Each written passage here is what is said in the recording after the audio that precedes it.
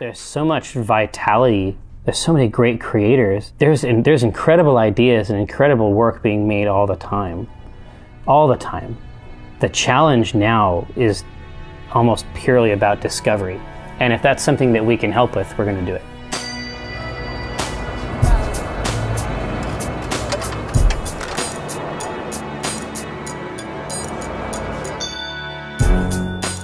My name is Christopher Wolf. I'm exhibiting as part of the PAX East Indie Showcase with our game Ellipsis. My role on Ellipsis officially is assistant producer, so I kind of do a little bit of everything at the company, all of the small tasks that would kind of prevent our programmer from programming.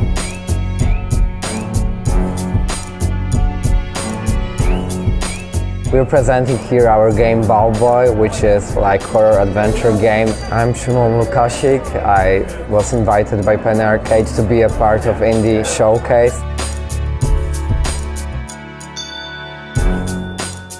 I'm Jack Kelly, and me and my friend Frank got invited here to the PAX East Indie Showcase. Yeah, so we brought our game Where Shadows Slumber here. We've been working on it for about a year and a half. But yeah, we got invited, and we're super psyched to be here.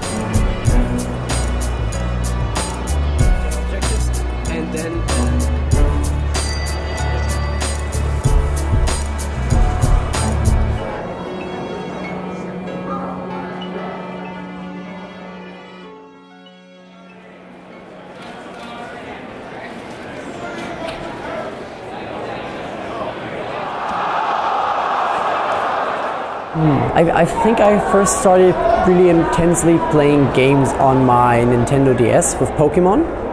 That was a big part of me growing up, just playing on my handheld with my friends, trading Pokemons. And after that I pretty much stuck to consoles during like my youth, pretty much a lot of shooter games, and since like 4 or 5 years ago I've started really playing a lot of indie games. So it's really cool to be part of the Indie Showcase at PAX. So Ellipsis is an avoid 'em up. Avoid 'em up comes from the name or the genre shoot 'em up. So it is like a shoot 'em up, but we take away the capability of shooting of the player. So instead of shooting the enemies that are trying to kill you, you're trying to avoid them by any cost. You'll try to collect all 5 objectives in the level. And as soon as you've done that, a portal will open and you'll be able to escape the level. We have no text at all in the game, we have no real tutorial. We try to make it as self-explaining as possible, pretty much. And I think we pretty much nailed it when it comes to that aspect. I have master's degree in art, and I got specialization in animation, so I graduated in Poland, in Krakow, from art school, Academy of Fine Arts. 13 years before making Ballboy, during high school, we decided one day we want to make a game, but we weren't able to do anything good. So after 13 years, Arthur reached out to me on Facebook, "Do you still want to do that game?" And I said, yes, why not? Let's give it a try. Our game, I would say it's all about this cute protagonist. His head is a light bulb. It's like this family of bulbs living in a bulb house, and one day their house gets infested by evil and really strange stuff starts to happening. You're on your own and you look for your grandpa, and you must survive it, solving different puzzles and running away from monsters. So it's like crazy bunch of characters in this game, and it's like have comedy to it, some humor, some positive stuff, but mixed with the horror vibe. So I met Frank in college. We both went to Stevens Institute of Technology. We were in a sketch comedy group together, so that was a lot of fun. We're both kind of goofy guys. I was taking computer science classes. I decided to take a game development class, and I just saw him there. I didn't even realize he had an interest in games, and so I was like, oh, you know what? Maybe I'll see if Frank wants to be on my team. So we teamed up. We had a couple other guys on the team, and we made something pretty cool for that class. The next year, Frank came to me and he said, hey, I want to make a game. Do you want to be the programmer? And you know, I said yes.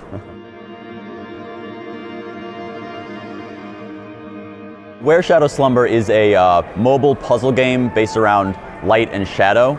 The idea is that as you move around the world, your lantern that you're holding casts shadows, and these shadows are really dark, inky black. And as those shadows move over things, those things can change.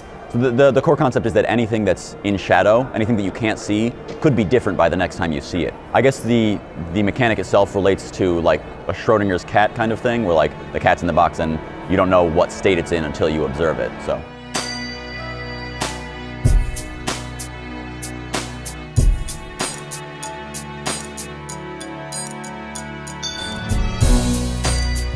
So my first convention was in Bayreuth, Germany, and there were like maybe 50 to 100 attendees, so pretty much no one there. This is like our real first all 3-day showcase for Ellipsis at PAX. For me, it was like totally new experience. The biggest event was definitely PAX West. It was last year, but so it was like we didn't know what to expect. We've been to GameCon back in November, and we went to MagFest in January to show it off. Now we're here at PAX, and it's huge.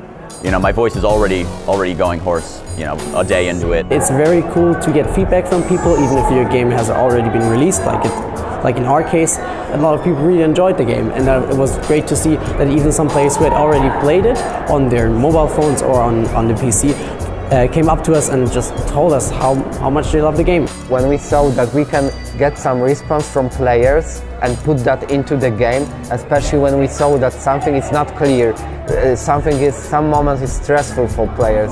It's really a different experience, and we're doing a lot of talking and a lot of, you know, meeting new people, but it's great. I love meeting new people, and I love showing people our game, so. I would say that it was really pleasant experience, and I'm glad to be able part of this whole game industry, and hopefully I will come to the events, the same kind of events in future. I would really wish that would be my future, yeah. Filming? Yeah, let's do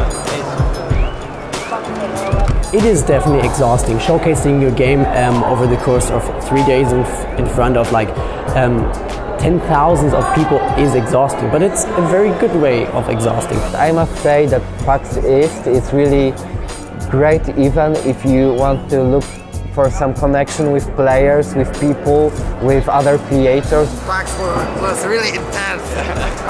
Community is the best word to describe the indie community, because everybody's always helping each other out. You know, you can go to your local indie meetups, and in New York City where we live, there's playcrafting and all this great stuff for indies to kind of get to know each other, get help from each other. It's pretty much the best part of conventions. Events like PAX are the kind of meetups where you will meet people that know why you're into games and why you're that much dedicated about gaming in general.